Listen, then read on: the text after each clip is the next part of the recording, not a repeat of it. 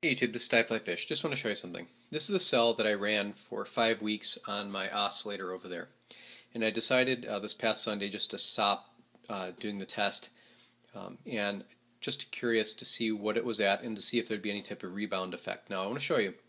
When I stopped the run after 5 weeks running nonstop the oscillator, I registered a voltage of 1.28 volts and the current reading was 1.77 milliamp. Now, this is about as dry as it humanly can possibly be. I have not added one iota of water. It was actually fabricated on January 5th, and I let it sit for like 3 weeks before I even started using it.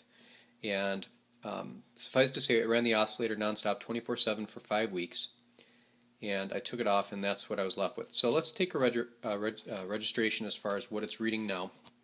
We'll start with voltage, and we'll go from there. I think we got that set right, correct? Okay, now I will hook up the negative lead here first.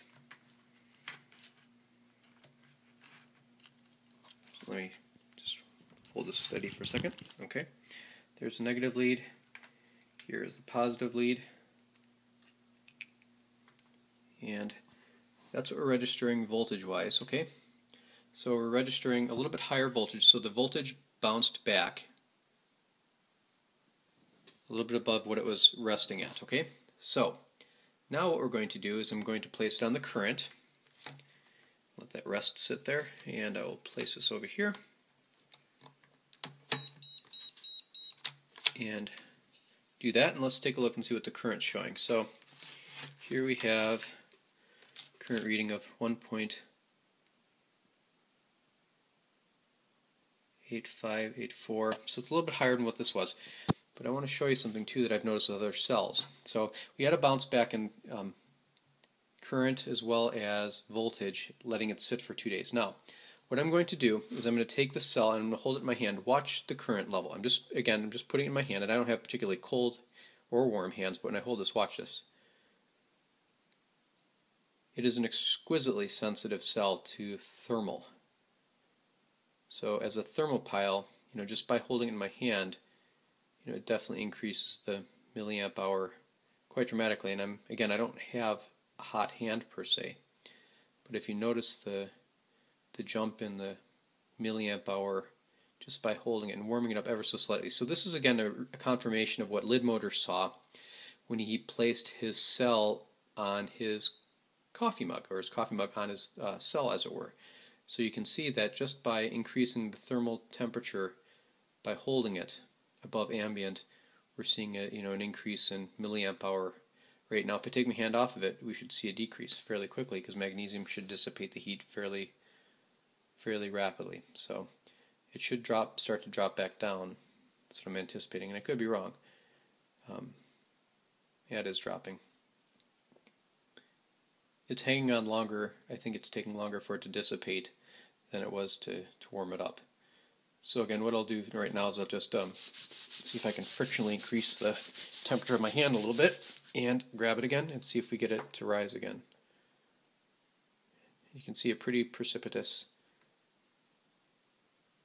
rise in current level just by increasing the temperature of my hand frictionally ever so slightly, and again it'll dissipate very quickly into that magnesium.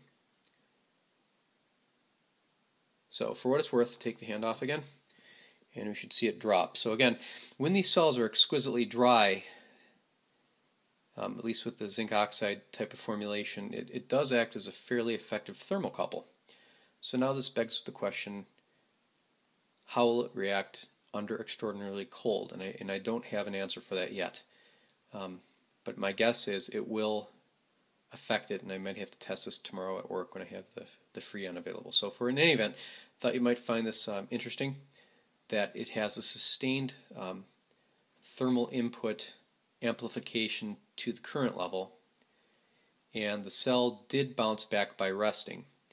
How long would that bounce back last? I don't know, but again, my basement where I am at right now is pretty darn cold, and I think that's one factor in this. And again, just with a little bit of warmth, this material may show dramatic promise as far as what it can do to amplify current in cells, and maybe it could be utilized as an adjunct to, say, a thermal pile as well as a solar cell or something along those lines. So thinking outside the box, the material itself is fascinating and it may have other applications. So for what it's worth, just wanted to give you the update on the 5-week-old cell, show you where I stopped it. And again, what I'm going to do essentially is to just have it sit on the bench for a protracted period of time and periodically take a measurement on it to see if there's any increase in bounce back. But it did bounce back past the voltage that it stopped at, as well as the current level, and the current level can be amplified by simply increasing the temperature. And again, that's as dry as they get. Have a great night.